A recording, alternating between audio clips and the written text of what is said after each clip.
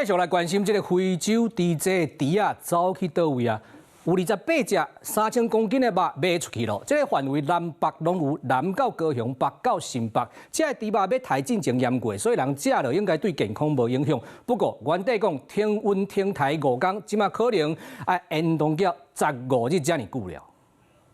猪肉蛋空，民众透早来吃下，已经无现台的猪肉。吃别的啊，像牛肉、鸡肉也可以啊。对啊，是比较方便。台中标杆非洲猪这案例，为了控管疫情，农业部宣布22号中昼开始，就袂当台含载运。今日透早向上市场无现台猪肉咧卖，阿袂古巴用卖单位生理特别好真济。我们生意是有比较好一些，多少会问一下，但是都还 OK 这样。多多少少会好一点吧。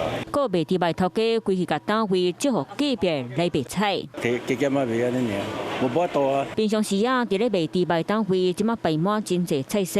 按照标敢若有非洲猪这5菜股猪条13号已经卖28只猪到第安区的肉品市场。我们要赶快厘清。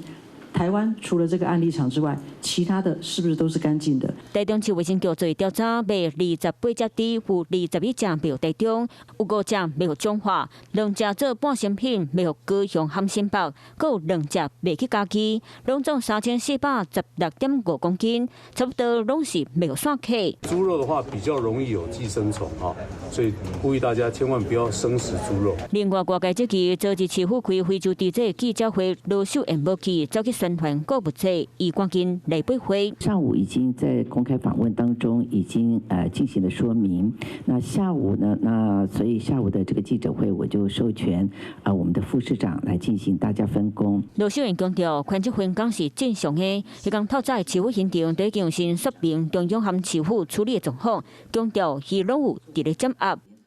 Hello， 我是林仙怡。想要抢先掌握最及时的新闻资讯吗？赶快订阅、按赞、开启小铃铛，锁定华视新闻 YouTube 频道。